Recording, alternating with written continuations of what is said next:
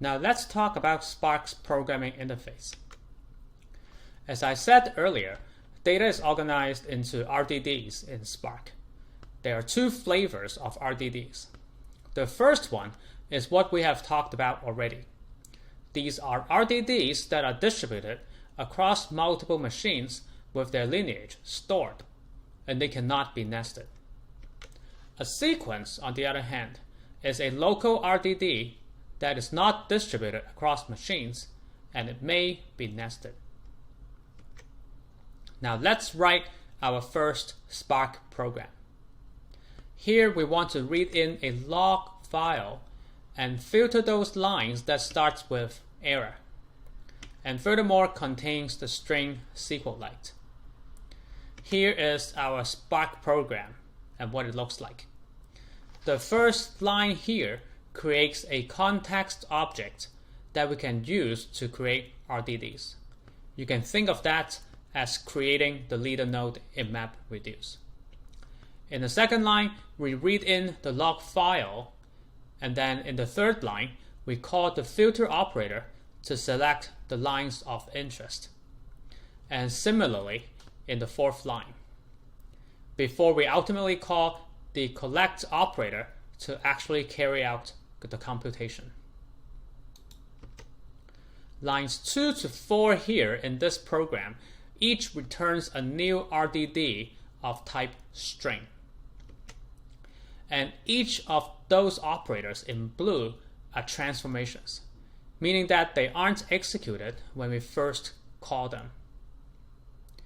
Our chain of operators are executed with the collect action, which kickstarts the entire chain and materializes the results and store them in the SQL errors RDD.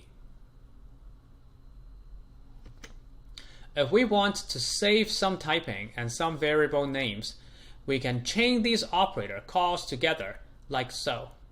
This is very common in data flow style of programming.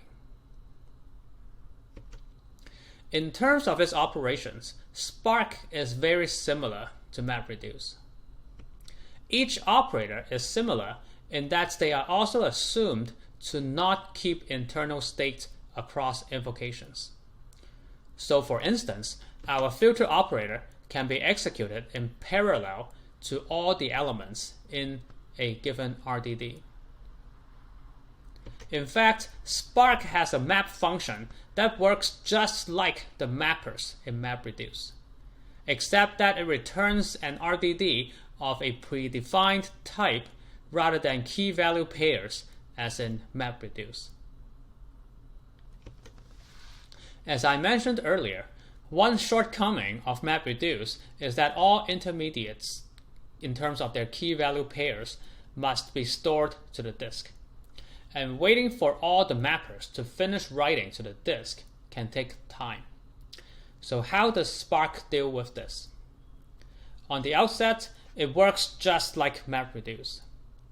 In fact, if the server fails before the entire program finishes, then everything is lost and we must restart from the very beginning. So in terms of RDDs and their lineage, we have the following graph, with the operators that compute from the source to the target out RDD shown here on the edge as its lineage.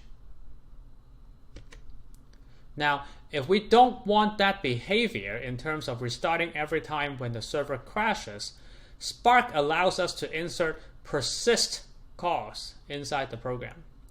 These are basically materialization points that ask Spark to compute the RDDs fully and store the results to the disk. So in graph form, we now introduce an extra RDD in the middle due to the persist call.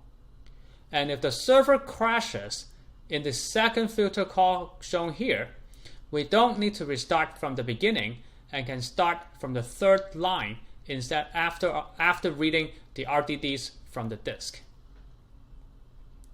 Unlike MapReduce, Spark gives us this flexibility of deciding when to persist data to the disk for fault tolerance.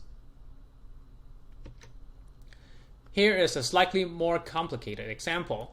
Let's implement the following SQL query using Spark, which, as you see, consists of both selections and a join. First, we will read in the tuples into two RDDs. Here, the parse record call returns a tuple object after reading in a string. And just to be safe, we are storing the created RDDs to the disk to avoid needing to parse them again later on in case of crashes. We then implement the selection on B by calling the filter operator as shown here. And similarly with the selection on C. Finally, we call the join operator, and by default, it joins on the common attributes between the two RDDs involved. Notice that filter and join are transformations, which means they are not executed immediately. So to save the outputs for fault tolerance purposes, we add the persist calls here as shown in the slide. And finally, we compute the count, which is an action, and that gets carried out immediately. And then finally, we can write the results to the disk, and that is not shown here on the slide. As a recap, a Spark program consists of lazy and eager operators. Data is stored in RDDs or sequences that are chosen by the developer. Here is a partial list of transformations and actions. Notice that some of these have both versions, for instance, reduce. Many of them have a relational equivalent, as you can tell by their names. They all take RDDs as input and produce an RDD or sequence as output.